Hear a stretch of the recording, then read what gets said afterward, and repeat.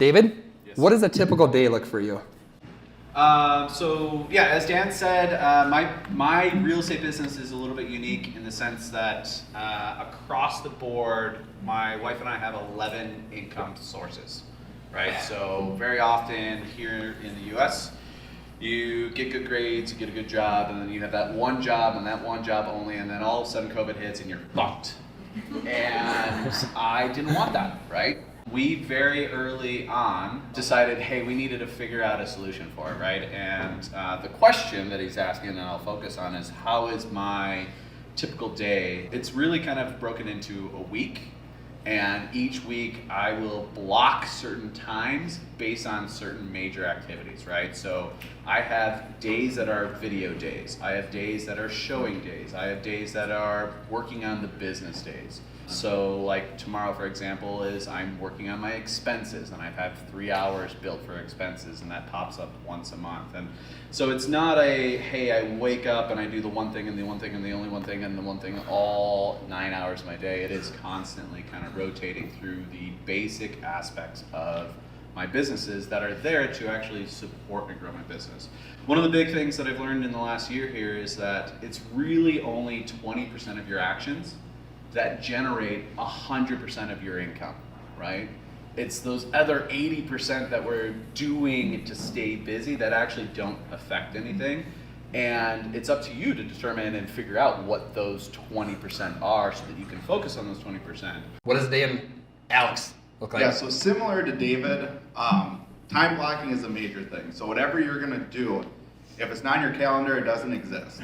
Follow that schedule. If a fire comes up, you gotta really prioritize that and see, is this actually an issue, or is it gonna get me off my schedule? It shouldn't. You should stick to your schedule, otherwise things get left and they get slipped and you miss them. One thing that we should always be doing, every one of us, is lead generating. So we can't have a business if we don't have business. So lead generating, and that's gonna look different for everyone. It's what you're good at, and that's gonna create business for yourself. So personally, I try to block 2 hours a day for that. And that's reaching out to people I might know, or those new leads that are coming in, setting appointments with people. Some of it just comes down to real estate, so that's servicing, however your business looks. You might have an admin to do this, but servicing your transactions and doing the odds and ends stuff of real estate. So time blocking is the biggest thing of what your day is gonna look like, but every day is a little bit different. So what if I want to do a showing right in the middle of your lead gen? I already have appointments. Yeah. So that's a big thing to use, is I already have appointments. Even if you have family and you promise your kids, wife, husband, whatever it is, that you're doing something with them, that's an appointment. So that's a personal appointment. You can't call a doctor after hours if they're home and expect them to come in and perform surgery on you. So have a backup, otherwise wait until your business hours. Devin started December of 2021. In his first 12 months, closed 34 transactions. So that's a mic drop right there. How the hell did you do that? Calendar runs my life. If it's not on the calendar, it doesn't get done. So really what my typical day looks like is we have a team meeting every morning about 8:15. From there until 12 o'clock, non-negotiable lead gen time can look a lot of different ways. We really segmented out purposefully on what our goals are and how we want to achieve those goals, but regardless, 9 to 12, non-negotiable, broken into lead gen time, and it's more about you making that commitment to yourself to set aside that time for yourself. Like you said, it's really the 20% of the activities that are going to produce the results, and honestly, that's really what it boils down to. And the benefits of it outweigh the cons so much. The afternoon being so open for showings, contracts, negotiations, consults, whatever. It's really kind of freeing to have your afternoon so wide open because you know you got the hardest part of your day done. It's kind of the same concept of make your bed in the morning. You know, do those hard things right away and the rest of your day is so much easier. Liz Thompson is... The special thing about her is that she's not from this area, and I don't want to start a comparison game, but it is important to say that she closes 70 plus transactions a year, and she's not even originally from here. And you moved here how many years ago? 5 years ago. So that's pretty impressive. She's right, I'm not from around here, I'm from north of Milwaukee.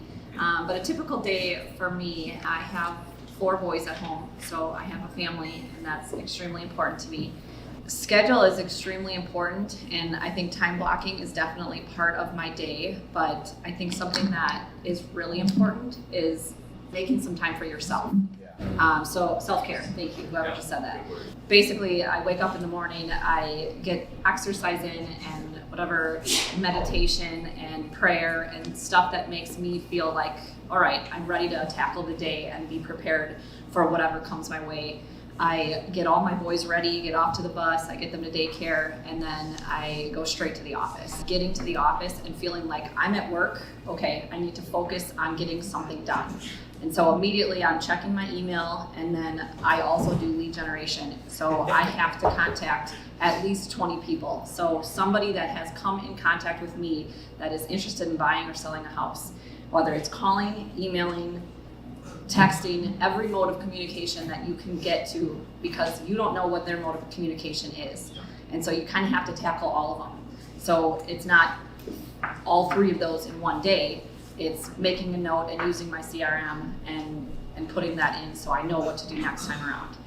I try to do absolutely anything for my client. So if they need it in the morning, in the afternoon, or the evening, I make it work with my schedule. I try to look at the listing or the home that they're looking at and decide, okay, how much time do we actually have? Because in this market it's extremely busy, and it's hard to say, oh, sorry, can't get to you in a week or a day or 2. Like it needs to be now. And so I usually take that into consideration as well if it happens to be in my lead gen time. By then I usually get home and get my kids off the bus, make sure that I have dinner made, and then immediately when my husband comes home, I'm leaving for showings again. And some nights I can stay home and enjoy my family, which is obviously wonderful, and I enjoy those nights a lot, but I take care of my clients.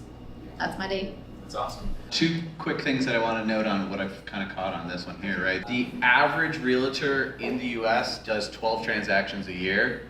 34 and 70 is awesome. Like really, really, really good. Top 10, top 5% easily. So that's one thing. That's a round of applause for you guys.